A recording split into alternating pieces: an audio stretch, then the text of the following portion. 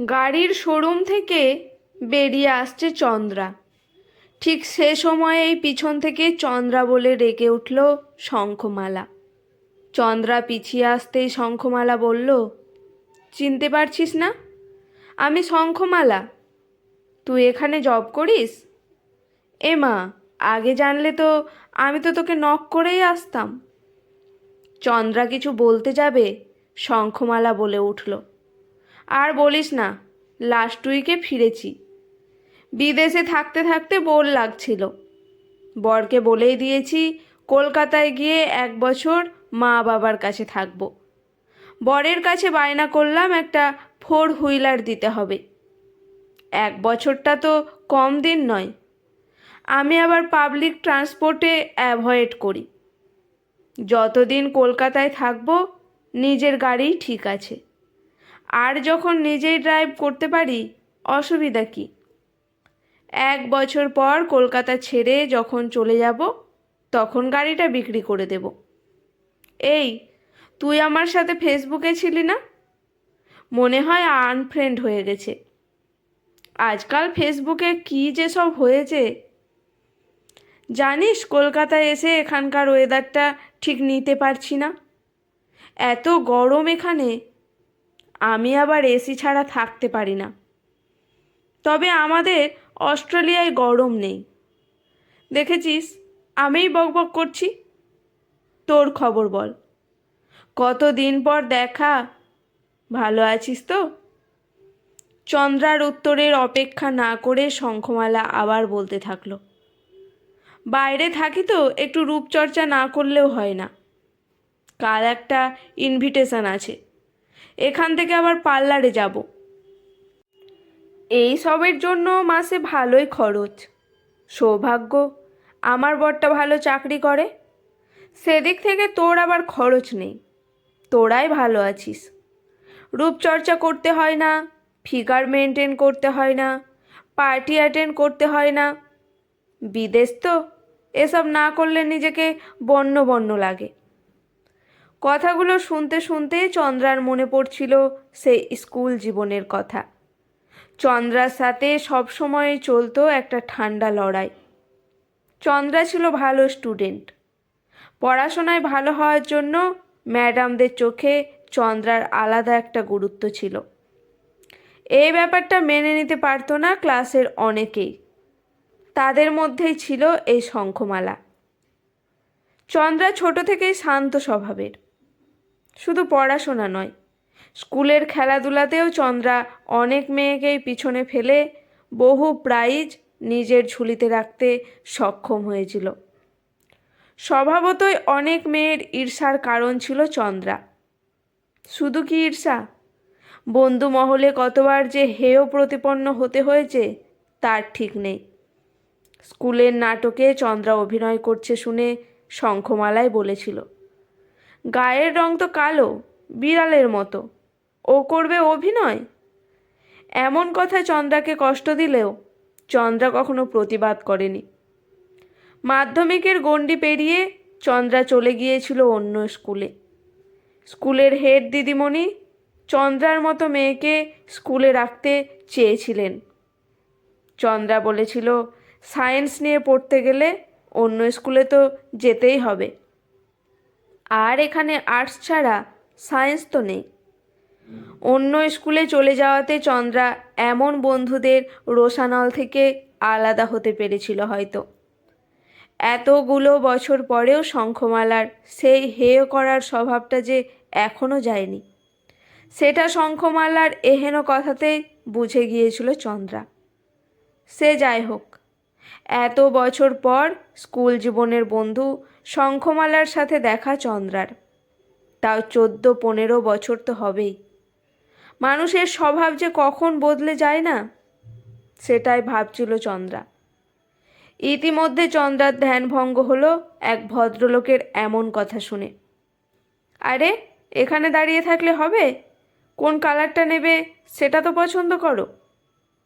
চন্দ্রা বুঝে যায় ভদ্রলোক শঙ্খমালার হাজবেন্ড। মৃদু হেসে চন্দ্রা বলল, গাড়ির কালার পছন্দ কর তাহলে। আমি বেরোবো, পরে কথা হবে। শঙ্খমালা হেসে বলল, সে তো করবই, বর গিফট করছে বলে কথা। তোর সাথে পরিচয় করিয়ে দেওয়াই তো হলো না। আমার বর রথিন। সেই তুই না বললেও আমি বুঝে গেছি। মুখে মৃদু হাসি রেখেই চন্দ্রা কথাটা বলল। পাশ থেকে শঙ্খমালা বলে উঠল, জানো রথিন, ও আমার ক্লাসমেট চন্দ্রা, এখানে জব করে। আগে জানলে কত ভালো হতো বলো তো।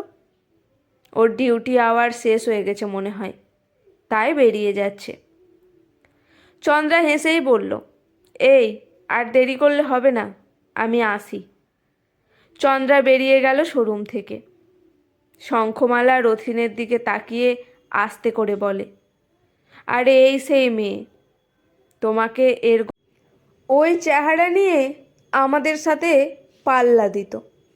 ভাবতে পারছো কি লাভ হলো সায়েন্স পড়ে? সেই তো গাড়ির শোরুমেই কাজ করতে হচ্ছে।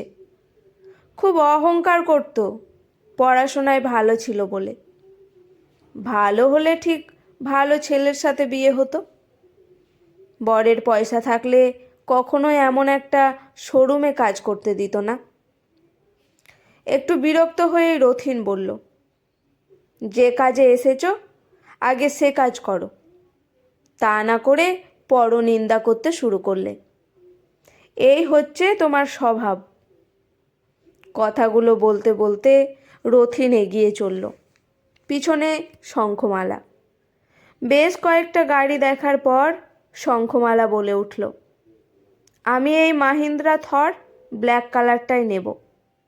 ব্ল্যাক আমার সব থেকে পছন্দের। গাড়ির কালার পছন্দ হয়ে যেতেই শোরুমের কর্মী ছেলেটি বলল, সরি ম্যাডাম, আজ অলরেডি এটা বুকড। আপনি অন্য কালারটা দেখতে পারেন, বা আপনাকে 2 দিন ওয়েট করতে হবে। না না, আমি আজই নেব, আর এটাই নেব। প্লিজ আপনি ম্যানেজ করুন। তাহলে এক কাজ করুন, আপনি আমাদের ম্যানেজার সাহেবের সাথে কথা বলে দেখুন। কিছু করতে পারলে উনিই যেন করতে পারবেন। শঙ্খমালা আর রথিন ম্যানেজার সাহেবের রুমে যেতেই ম্যানেজার সাহেব শুনে বলেন, এক্সট্রিমলি সরি ম্যাডাম, ব্ল্যাকটা আমাদের ডিএসপি ম্যাডাম অলরেডি বুক করে ফেলেছেন। কথাটা বলেই শঙ্খমালার দিকে তাকিয়ে বললেন, 1 মিনিট ম্যাডাম, আপনি তো কিছুক্ষণ আগেই ডিএসপি ম্যাডামের সাথে কথা বলছিলেন না? মনে হয় উনি আপনার পরিচিত। শঙ্খমালা একটু অবাক হয়ে বললেন, আমি? তা কি করে হয়? আমি একটু আগে যার সাথে কথা বলছিলাম ও তো আপনাদের শোরুমেই কাজ করে। আসলে ও এক সময় আমার ক্লাসমেট ছিল। ওর নাম চন্দ্রাবলী। আরে কী সব বলছেন? উনি এখানকার ডিএসপি চন্দ্রাবলী মিত্র। আসলে গাড়িটা ম্যাডাম ওনার হাজব্যান্ডের বার্থডেতে গিফট করবেন বলে বুক করলেন। কাল সকালেই ওনাকে দিতে হবে। এমন কথা শুনে শঙ্খমালা হকচকিয়ে গিয়ে রথিনের মুখের দিকে তাকিয়ে আছে। রথিনও শঙ্খমালার দিকে তাকিয়ে। চন্দ্রা যে সত্যিই ডিএসপি এ খবরটা সত্যি কিনা যাচাই করার জন্য শঙ্খমালা আর একবার ম্যানেজারকে জিজ্ঞেস করে, আমি যার সাথে কথা বলছিলাম মানে ওই চন্দ্রাবলী মিত্র এখানকার ডিএসপি? হ্যাঁ উনি। এত বড় পদে আছেন অথচ কোনো অহংকার নেই। খুব ভালো লাগলো এটা দেখে ম্যাডাম। গিফট করেছেন ওনার হাজব্যান্ডকে। বেশিরভাগ সময় উল্টোটাই দেখি। শোরুমে অনেকেই আসেন স্বামী স্ত্রী দুজনেই ভালো চাকরি করেন, ওয়াইফ তার হাজব্যান্ডকে গাড়ি গিফট করেছে এটা খুব কম।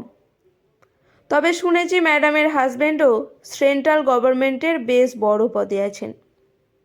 নিজের উপার্জনের টাকায় প্রিয় মানুষকে উপহার দিতে পারার মধ্যে আলাদা একটা আনন্দ আছে, সেটা সবাই পারে না। কি বলেন আপনারা? শঙ্খমালা কী যে বলবে আর ভেবে পাচ্ছে না। পাশ থেকে রথিন বলল, এটা ঠিক বলেছেন। প্রিয় মানুষকে উপহার দেওয়ার মধ্যে আনন্দটাই আলাদা। শঙ্খমালার মুখখানা তখন বিবর্ণ। ম্যানেজার সাহেব হেসে বললেন, ম্যাডাম, তাহলে 2 দিন ওয়েট করে যান, আমি আগামী পরশুদিন দেখছি। শঙ্খমালা বেরিয়ে আসে শোরুম থেকে। মুখের সেই হাসিটুকু যেন আর নেই। অহংকারের সিঁড়িটা ভেঙে একেবারে মাটির সাথে মিটে যায়। প্রকৃত অহংকার তো সেটাই, যেটা তুমি নিজে না, তোমাকে নিয়ে অন্য কেউ করবে। রথিন কিছু একটা বলতে যাচ্ছিল। শঙ্খমালা থামিয়ে দিয়ে বলল, আমি গাড়ি নেব না, বুঝলে রথিন? ওই মেয়েটাকে আমি কত অপমান করেছি, বাজে কথা বলেছি। ইভেন আজও অভিজাত্যের অহংকার ওকে ছোট করে গেলাম। ও সেই একই রয়ে গেল। নিজের অত বড় একটা চাকরি করেও সে কথাটাও মুখ ফুটে বলল না একবার। ওকে ছোট করতে গিয়ে নিজে অনেক ছোট হয়ে গেছি। চন্দ্রাবলী বুঝিয়ে দিয়ে গেছে, কথা না বলেও, চুপ করে থেকেও অন্যকে চুপ করিয়ে দেওয়া যায়। আমি ভীষণ লজ্জিত। আমি চন্দ্রাবলীর কাছে হেরে গেলাম। তবে অনেক বড় শিক্ষা পেলাম আজ। আমিও চাকরি করব, কম বেতন হলেও করব। আর সেই দিনই তোমার থেকে কোনো উপহার নেব, যেদিন নিজের রোজগারের টাকায় তোমাকে আমি কিছু দিতে পারবো। আজকের গল্পটি এখানেই সমাপ্ত। গল্পটি কেমন লাগলো অবশ্যই কমেন্ট করে জানাবেন। ভালো লেগে থাকলে চ্যানেলটি সাবস্ক্রাইব করে লাইক করে পাশে থাকবেন। কলমে সরজিৎ ঘোষ, গল্পের নাম অহংকার। ধন্যবাদ। সবাই পাশে থাকবেন, সুস্থ থাকবেন, ভালো থাকবেন।